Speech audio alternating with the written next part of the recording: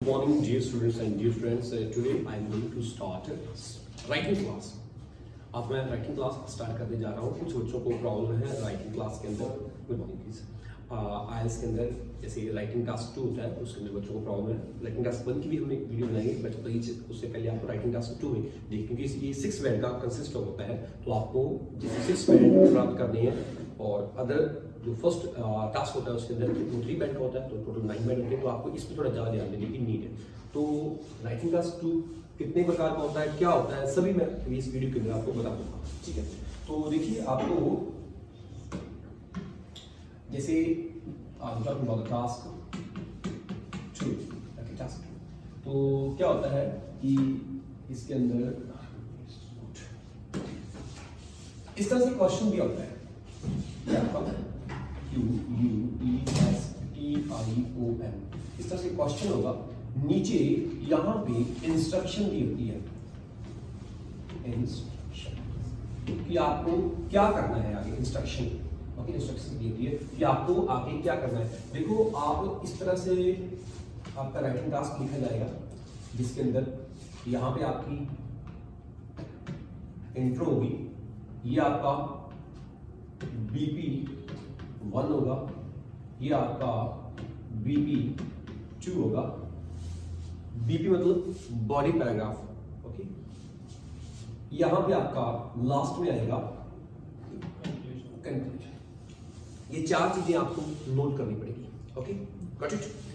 अब देखिए ये जो इंस्ट्रक्शन होगी, यहां से हमें पता चलेगा कि इसके अंदर हमें क्या लिखना है। इन दोनों के अंदर ये क्या लिखना है, हमें इसके अंदर क्या क्या लिखना पड़ सकता है। देख लीजिए इस इंस्ट्रक्शन से, इंस्ट्रक्शन में यहां पे वो आपसे पूछ सकते हैं व्हाट आर और मे बी डिस्कस। अब क्या क्या डिस्कस, क्या क्या डिस्कस करना पड़ सकता है आपको। व्हाट आर द या डिस्कस जो भी रीजन्स प्लस इफेक्ट्स, या व्हाट आर द या discuss with advantage and disadvantage, ये कह सकते हैं।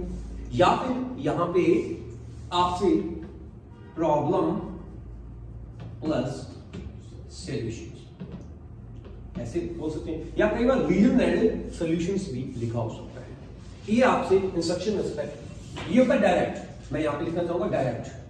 ओके, ये जो डायरेक्ट आपसे पूछेंगे वो इस तरह से पूछेंगे डायरेक्ट आपसे। और यहां से जैसे भी आपको पता चला कि रीजन और इफेक्ट पूछ रहे हैं, यहां पे आप रीजन भर दोगे और इसमें आप इफेक्ट भर दोगे। जैसे आपको लगा पता कि यहां पे एडवांटेज और डिसएडवांटेज बोल रहा है, तो इसमें आ जाएंगे आपके एडवांटेज और इसमें क्या आ जाएंगे आपके डिसएडवांटेज। और जैसे यहां पे आपको क्वेश्चन के नीचे इंस्ट्रक्शन में लगा, जैसे आपको पता लगा कि प्रॉब्लम एंड सॉल्यूशन पूछना है, तो इसमें प्रॉब्लम्स आ जाएगी और इसमें क्या आ जाएगा, BP2 के अंदर क्या आ जाएगा, सॉल्यूशंस।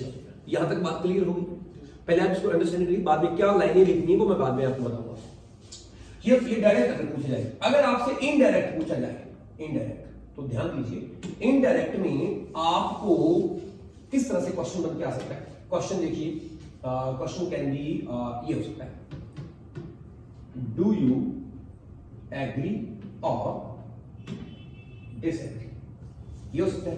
या फिर to what extent do you agree disagree, ये हो सकता है। या फिर यहां पे पूछ सकते हैं discuss both views and give your opinion। इसके बारे में हम बाद में बात करेंगे, डिस्कस both views में। इसमें मैं पहले इसके बारे में बताऊं क्या लिखना है।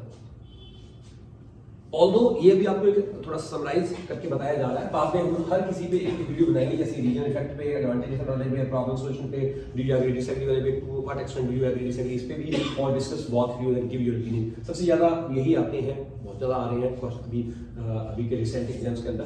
तो डू यू एग्री डिसएग्री, इसमें आपको ऐसे रीजन बताना पड़ता है या बताने पड़ते हैं जिसमें या तो आपको उस चीज के एडवांटेज लिखने पड़ते हैं, या आपको उस चीज के डिसएडवांटेज लिखने पड़ते हैं, या फिर आपको बहुत लिखना पड़ता है। ये डिपेंड, बहुत तब लिखना पड़ता है, BOTH बहुत तभी लिखना पड़ता है जब आप उस बात से एग्री भी हो, डिसएग्री भी हो, पास भी हो। तो मैं पहले तो यहाँ पे एक क्वेश्चन में बोल देता हूँ। क्वेश्चन ये है,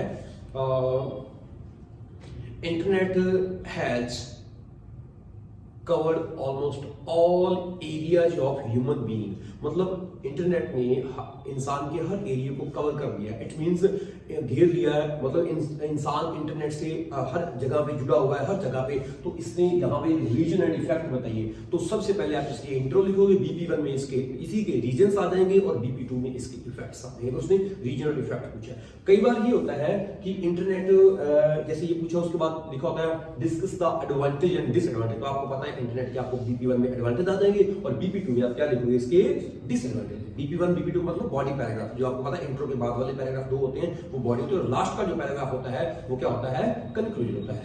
ओके, या फिर वो आपसे पूछ सकते हैं प्रॉब्लम एंड सॉल्यूशन, ऊपर कोई क्वेश्चन आ जाएगा, उसका प्रॉब्लम एंड सॉल्यूशन पूछा जा सकता है। अब ये तो आपको डायरेक्ट पता लग गया, लेकिन इधर इसमें जैसे internet has changed the life in a positive way, तो इंटरनेट ने पॉजिटिव वे में हमारी लाइफ को चेंज कर दिया है। अब वो पॉजिटिव बता रहा है, अगर तो आप पॉजिटिव से एग्री हुए, आपने कहा कि मैं टोटली एग्री हूं, तो आप पूरे को पूरा एडवांटेज लिखोगे उसी का। किसका एडवांटेज लिखोगे, इंटरनेट का। अगर आप कह रहे हो कि आप इस बात से डिसएग्री हो, टोटली डिसएग्री हो, तो आप इसका डिसएडवांटेज लिखोगे। कुछ पूरा का कुछ बच्चों का ये लिखने का तरीका अलग होता है। कई तो दोनों में BP1 में भी डिसएडवांटेज, BP2 में भी डिसएडवांटेज लिख देते हैं। कई ऐसे करते हैं BP1 में उसका डिसएडवांटेज लिख देते हैं और BP2 में उसकी जगह पे क्या होना चाहिए, क्या हो सकता है वो लिख सकते हैं, बट वो क्वेश्चन पे डिपेंड करता है। आप डायरेक्ट ये समझिए कि अगर आप उससे एग्री हो तो आप वही जो, अगर वो पॉजिटिव हो तो आपको BP1 और BP2 में पॉजिटिव लिखने पड़ेंगे। अगर वो ये कह रहा है कि इंटरनेट ने हमारी लाइफ को नेगेटिवली या बच्चों की लाइफ को नेगेटिवली इंपैक्ट किया है नेगेटिवली, तो आप इस बात से एग्री हो। अगर आप एग्री या डिसएग्री, अगर आप एग्री होते हो तो आप भी नेगेटिव के बारे में ही बात करो, क्योंकि आप उस नेगेटिव बात से एग्री हो तो आप नेगेटिव ही लिखोगे। और अगर आप कहते हो कि मतलब आप उस बात से डिसएग्री होते हो, नेगेटिव बात से डिसएग्री होते हो, तो मतलब आप क्या लिखोगे, उसके पॉजिटिव लिखोगे। अब यहां पे ध्यान दीजिए, कई बार हमारे माइंड में ये आ जाता है कि इसके नेगेटिव भी है, पॉजिटिव भी है, बट वो सिर्फ पॉजिटिव बोल रहा है या वो सिर्फ नेगेटिव बोल रहा है। बात समझ में आ रही है? जैसे कोई कह रहा है कि इंटरनेट ने हमारी लाइफ को नेगेटिवली इंपैक्ट किया है, तो क्या आप इस बात से एग्री हो या डिसएग्री? तो आप कहोगे कि हम इस बात से एग्री भी हैं और कुछ हद तक इस बात से डिसएग्री भी, क्योंकि इसने नेगेटिवली के साथ पॉजिटिवली भी किया या पॉजिटिवली के साथ साथ नेगेटिव भी किया। तो आप एक में पॉजिटिव लिखोगे उसका BP1 में, और BP2 में क्या लिखोगे, उसका नेगेटिव लिखोगे। पता पॉइंट पता लग गया कैसे करना है? तो इस तरीके से प्लीज आपको पहले इस क्वेश्चंस के बारे में पता होना चाहिए कि क्या करना है, क्या नहीं करना है, किस BP1 में क्या आएगा और BP2 के अंदर क्या आएगा, ये आपको पता होना चाहिए। अब हमारी जो वीडियो आने वाली वीडियो जैसे होगी, वो इंट्रो पे पहले वीडियो बनेगी। इंट्रो में जो 4 पार्ट्स होते हैं, इंट्रो में 4 पार्ट्स होते हैं, कौन कौन होता है? एक बैकग्राउंड होता है, एक पैराफ्रेज होता है, एक थीसिस प्लस आउटलाइन होता है। वो चारों भागों पे, जिसमें जो बैकग्राउंड पे और पैराफ्रेज पे अलग अलग वीडियो बनेगी, क्योंकि इंट्रो के अंदर ही 4 वीडियोज बनानी पड़ेगी हमें, क्योंकि आपको सभी को इंट्रो बढ़िया तरीके से समझ आ जाएगी। तो अगर हम हर किसी की अलग अलग इंट्रो बनाएंगे, जैसे सपोज किया आपने रीजनल इफेक्ट की, एडवांटेज की, प्रॉब्लम वालों की, 3 तो इसकी इंट्रो होगी और 2 इसकी होगी, तो आप ये सोच लीजिए कि काफी ज्यादा पहले आपको इंट्रो पे फोकस किया जाएगा। अगर बच्चों को इंट्रो बढ़िया तरीके से समझ आ जाएगी तो BP2 और BP1 में जो आप लिखना चाहोगे वो आपको हम कुछ लाइंस दे देंगे, जो बढ़िया तरीके से वो लाइंस आप क्रैम कर लेना, उसके अंदर कुछ वर्डिंग ऐड करके आप अच्छा बैंड स्कोर वाला बना सकते हो, 6.5 और 7 तक आप पहुंच सकते हो। हमारे पास हर प्रकार की, जैसे पैराफ्रेजिंग किया हुआ है, 6 बैंड का भी है, 7 बैंड का भी है, 8 बैंड का भी, तो आपको पता चलेगा कि किस तरह से 6 बैंड का, 7 बैंड का और 8 बैंड का पैराफ्रेजिंग करते हैं। ठीक है, तो अब हम चलते हैं आगे। तो बताइए मुझे पहले यहाँ पे कोई प्रॉब्लम लगी, आपको कोई प्रॉब्लम है इसमें समझने में, किसमें क्या लिखना है? आपको कोई प्रॉब्लम है तो आप कमेंट कर सकते हो, और बच्चे जो लाइव क्लास लगा रहे हैं वो भी पूछ सकते हैं। सो आई थिंक